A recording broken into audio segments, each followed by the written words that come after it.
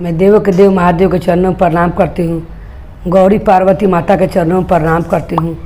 कार्तिक गणेश दोनों भैया के चरणों में प्रणाम करती हूँ। सभी देवी देवता के चरणों में प्रणाम करती हूँ। जितने गुरु भाई बहन लोग उनको मैं प्रणाम करती हूँ और महादेव से ही दया मांगती हूँ कि हे महादेव सब पर दया कीजिए, पल पल दया कीजिए। आज मैं महादेव का भक्त को कैसे नंदी चोरी के इल्ज़ाम से बचाते हैं उसी के बारे में कथा सुनाने वाली हूँ।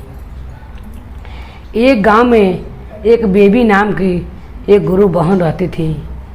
उनका एक बेटी थी 15 साल का, जिनका नाम बेटी का नाम पूनम था और वो बेटी अपाहिज थी, कहूँ चल फिर नहीं पाती थी। और उनका पति उनको छोड़कर कमाने चल जाते हैं और उधरे वो कमाते हैं और पैसा कौड़ी घर पर नहीं भेजते हैं। बहुत बेबी दुखी रहने लगती है और महादेव के मंदिर में जाती है और महादेव से रोज़ पूजा करती है और नंदी के कान में रोज़ यही कहती है कि हे नंदी, मेरे पति के लिए मैं आपसे विनती करती हूँ हे नंदी कि आप मेरा ये बात महादेव तक पहुँचाइए। रोज़ महादेव के मंदिर में बेबी जाए तो महादेव से ही विनती करे, नंदी के कान में बोले कि हे नंदी आप मेरा बात सुनिए और जाकर महादेव से मेरा अर्जी लगाइए कि जल्दी महादेव मेरा बात सुने, क्योंकि महादेव ध्यान में रहते हैं।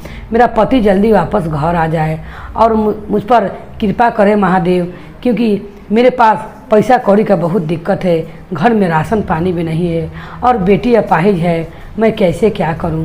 जब यह बात बेबी बोलती है तो महादेव के जो नंदी रहते हैं वो बहुत श्रद्धा भक्ति से सुनते हैं और कहते हैं, माता पार्वती से नंदी कहते हैं कि हे माँ पार्वती, जितने मन से बेबी आपका पूजा करती है और माता पार्वती का पूजा करती है, उतने भक्ति से वो मेरा भी पूजा करती है। तब महादेव कहते हैं कि इसीलिए मैं तुम्हें बोलता हूँ हे नंदी कि तुम कभी भी, तुमको भी उतने ही मानती है जितना मुझको मानती है। तुम कभी भी उसको मदद करने के लिए तैयार रहना।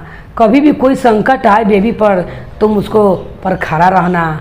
उसी समय बेबी एक मंदिर में जाती है, जो गांव में जमदार जी रहते हैं और सारा मंदिर का खर्चा जमदार जी उठैले रहते हैं।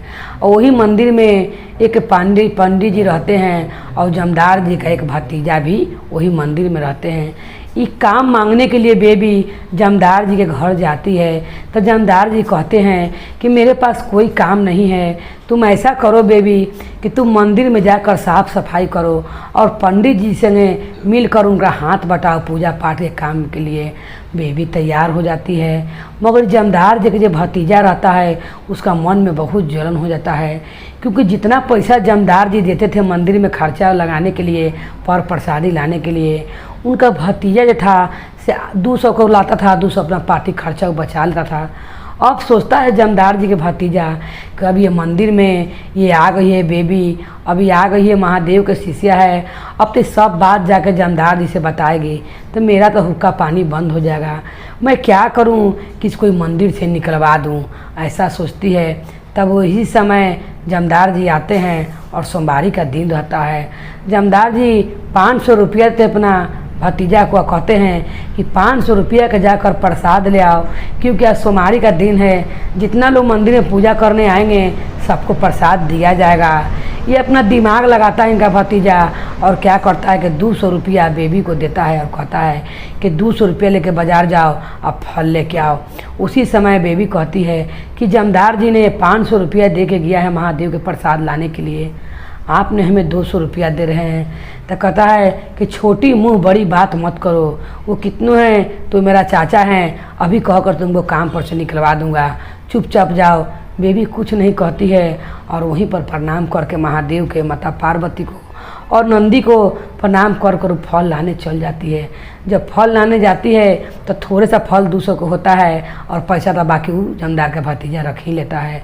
जब सोमवारी के दिन लोग पूरा जुटते हैं तो प्रसाद बंटाने लगता है तो प्रसाद को कमी हो जाता है। तब जमदार जी कहते हैं कि हमेशा मैं 500 रुपया देता हूँ तो प्रसाद पूरा आता है, मगर अबर कैसे प्रसाद आया है कि प्रसाद कम हो गया है। तब उसी समय जमदार का भतीजा कहता है कि आपने जो नया रखा है आदमी, बेबी को ममता से रख लिया है, इसी ने पैसा चुरा लिया है, क्योंकि इसका बेटी अपाहिज है। दवा बीरो कराने के लिए पैसा इसने चोरी कर लिया है। उसी समय महादेव कहते हैं नंदी के कि इतना श्रद्धा से मेरा पूजा करती है, पार्वती माता का पूजा करती है तुम्हारी, और नंदी उतने श्रद्धा से तुम्हारी भी पूजा करती है। जाओ और जाकर मेरा भक्त का रक्षा करो, तुम जाकर उसको सही रास्ता दिखाओ, वो जो अंजाम लगाया है उसको दूर करो। उसी समय वो रोने लगती है, मंदिर में कहती है कि आपने मुझे 200 रुपये दिया था, जितना रुपया दिया था उतना का फल मैंने लिया हूँ। कुछ नहीं बोलती है, इतने बोलकर मन ही में बोलकर और डरे के नौकरी से निकल जाएंगे। मन ही में सोचती है कि 200 रुपया दिए थे, हमको 500 के इल्ज़ाम लगा रहे हैं, हे महादेव मैं क्या करूं, मुझसे बहुत बड़ा चोरी के इल्ज़ाम लग गया। उसी समय नंदी बहुत टोकरी फल लेकर आते हैं और आके कहते हैं कि क्यों इस महिला पर इल्ज़ाम लगा रहे हैं, इसने कोई पैसा चोरी नहीं किया है। सब लोग पूछने लगते हैं मंदिर में कि आप कौन हैं। वो एक मनुष्य के रूप लेके आते हैं नंदी, आप कौन हैं। तब उसी समय नंदी कहते हैं कि मैं फल वाला हूँ, ये गुरु बहन ने मुझे 500 रुपया दिया था फल लेने के लिए, मेरा मन में लालच समा गया था, इसीलिए मैं कम तौल कर दे दिया हूँ, इसीलिए फल कम हो गया है, मैं अपना गलती को स्वीकार करता हूँ। और नंदी ऐसे कह के बहुत टोकरी फल दे के चल जाते हैं। जब फल दे के चल जाते हैं तो उनका वजह बड़ी सजाए कम हो जाता है। तब इनका भतीजा सोचता है कि कैसे हो गया, मैंने 200 रुपया दिया था, ये कौन आदमी आके इसको फल दे गया अपना पर इल्ज़ाम लेके। वो चाहता था कि बेबी मंदिर से निकल जाए, कि मेरा हुक्का पानी फिर चलने लगे। क्योंकि उसका भतीजा जानता था जमदार जी के कि कभी भी मेरा भेद खुल सकता है, क्योंकि जमदार जी हर सोमवार को 500 रुपया देते थे प्रसाद लाने के लिए, और उसी में वो हर चीज़ खीर बनाने के लिए हमेशा पैसा देते थे, उसमें कुछ बचाता था और कुछ का प्रसाद लाता था। तो यही सोचता था कभी एक आदमी आ गया है तो कभी न कभी जमदार जी से कहिए देगा। तब क्या सोचता है उनका भतीजा जो रहता है कि जो सोना के शिव जी पार्वती माता बैठे रहते हैं छोटा सा, सोचता है काहे ना हम इनका मूर्तियाँ गायब करते हैं और ये बेबी पर इल्ज़ाम लग जाएगा। उसी समय बेबी को लोग बीने वेला क्या करते हैं, जब पूजा करने बेबी जाती है तो क्या देखती है कि मंदिर में सोना का भगवान है ये नहीं, ना पार्वती माता हैं और न महादेव जी हैं। दौगी दौगी ब्राह्मण के पास बेबी जाती है और कहती है कि पंडित जी मंदिर में ना माता पार्वती हैं और ना महादेव हैं, सिर्फ नंदी का मूर्ति वहाँ पर रखा हुआ है। तब उसी समय बोलते हैं पंडित जी कि सबसे पहले मंदिर में तुम ही गई थी, तुम ही को इल्ज़ाम लगेगा। और भतीजा उनका चीख चीख के कहने लगता है कि मैं आपको माना करता था चाचा जी, जमदार जी भी आ जाते हैं और पंचायत रखा जाता है। तब कहते हैं कि मैंने तुमको माना किया था कि आप इस आदमी को मत रखिए, क्योंकि ये चोरी कर चुकी है और सोना का मूर्ति चुरा कर ले गई है। उसी समय वो रोने लगती है और कहती है कि हे महादेव, एक इल्ज़ाम से तो मैं बच गई, अब इतना भारी इल्ज़ाम से मैं कैसे बचूंगी।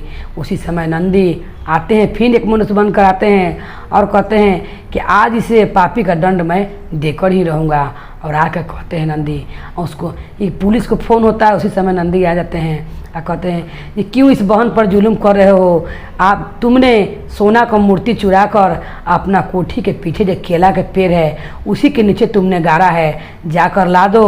उनका भतीजा के बोलते हैं जमदार जी के भतीजा के। तब वो कहता है कि क्या सबूत है कि वो मूर्ति मैंने ही वहाँ जाके गाड़ा है, तुम भी तो रख सकते हो। यही कहकर सब आदमी कहता है कि ठीक बोल रहा है, जमदार जी के भतीजा बोल रहे हैं, ये कोई आँख से देखा नहीं है कि जमदार जी के भतीजे जा मूर्ति रखे हैं, ये ज़रूर तुम भी रख सकते हो। उसी समय अब कोई चारा नहीं रहता है नंदी को, वो कैसे सच दिखाएं और कैसे बताएं।